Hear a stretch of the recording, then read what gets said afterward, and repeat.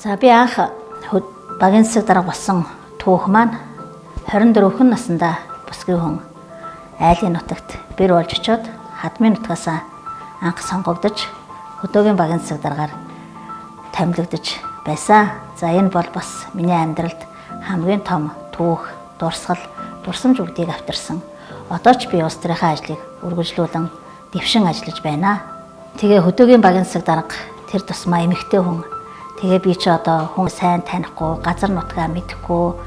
Тэгээд тийм нэг одоо харанхуй бүрхэг тиймэрхүү ажилд анх томилогдчихсан. Тэгээд хамгийн хэцүү хүнд даваагүй л одоо хөдөөгийн багт чинь төмөр зурхан одоо хамгийн анх багийн засаг дарга болоод баг дээр минь төмөр гараад одоо төмөрт явахдаа төмрийнхаа уулгамж утааг харж одоо тэрнээсээ айж эргэж уйлж баг зүгтэж байсан. Тэгээд тэр бүгдийн ард гараад дараа нь бас хийсэн ажлаа харж суухад бол бас бахархалтай малчин иргэдийн сэтгэл зовниж түгшиж байдаг гол асуудал бол хавар намартаа яахын аргагүй ой хэрийн төмөр байдаг. За энэ байгалийн аимшигт үзэгдэл манай суманд тохиож байсан.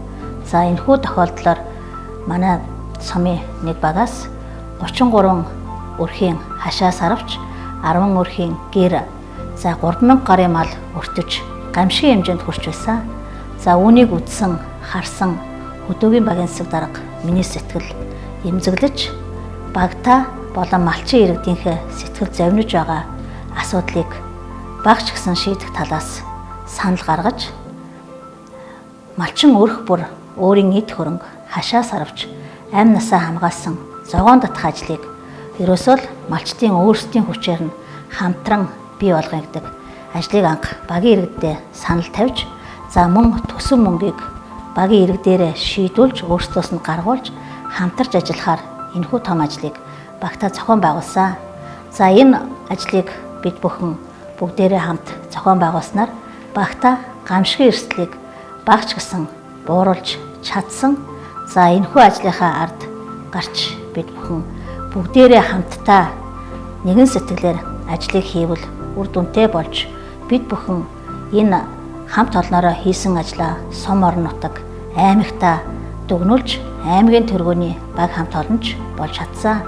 За үүнээс үүдэлж миний гол харсан зүйл бол эмэгтэй хүн хөдөө тэр тусмаа хөдөөгийн баг дээр нартай үед нартай, салхитай үед салхитай одоо хүйтэн үед хүйтэн энэ бүх давааг давж эрчүүдтэй хамт мөр зэрэгцэн эмэгтэй хүн энэ нийгэмд эмэгтэйчүүдийнхээ өмнөөс дуу хоолой болж төлөөлж хамтарч ажиллаж болох юм шүү гэдгийг өөрөөсөө урам зориг авч өөртөө урам зориг өгч бид бүхэн бас түүх бүтээж чадсан гэж бодож байгаа. Хөдөөгийн баг гээд заавал бүх юм хөдөө төвлөрөөд одоо байх салбгүй. Тэгээд одоо би өөрөө бас энэ шин санааг гаргаж хөдөөгийн багийн төвөө сумын төв дээр багийн төв бий болгосон байгаа. За тэгээд энэхүү багийн төв бас төсөн мөнгийг нь 50% нь сум орон нутгийнхаа сангаас гаргуулж за 50% нь иргэдийнхаа сэтгэлийн дэмээр гаргуулж бас энэ ажлыг багийнхаа иргэдийн хамт томоохон ажлыг бас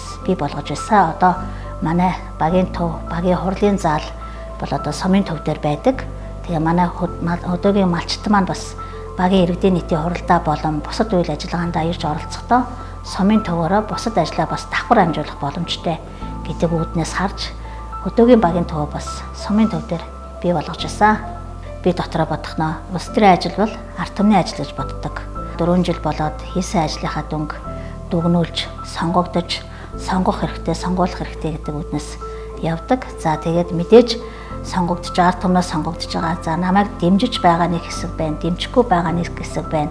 За дэмжиж байгаа хэсэг минь урам зориг өгж хамтдаа ажиллана, дэмжихгүй байгаа хэсэг минь юу ч хийсэн одоо тэгээд л доош нь ажлыг минь татна гэдэг үүднээс бас хоорондоо юм их уялдаа одоо холбоотой тэгээд бас яг төрийн албыг бодох юм бол улс төрийн ажил маань бас нилээдгүй хүнд энэ бүгдийг бас даван туулж багийн засаг даргаар 12 жил ажиллалаа.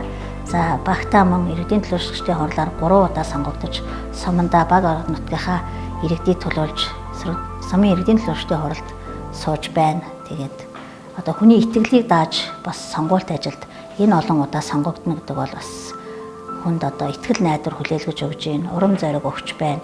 За би намайг одоо чинь ажлыг хийж чадна гэсэн одоо итгэлийг даалгаж байна гэж би хувьдаа боддгоо. Өвлийн Идрисийн хөөдөнд айлын гадаа очиж хоттой хойно тоолно, малыг тоолно. За зуны халуунд багийн тойролтоор эргэлтээр явна. За тэгээд салхи шуургатай үед бол баг дээр юу тохиолдно тэр бүгдд л явж байдаг.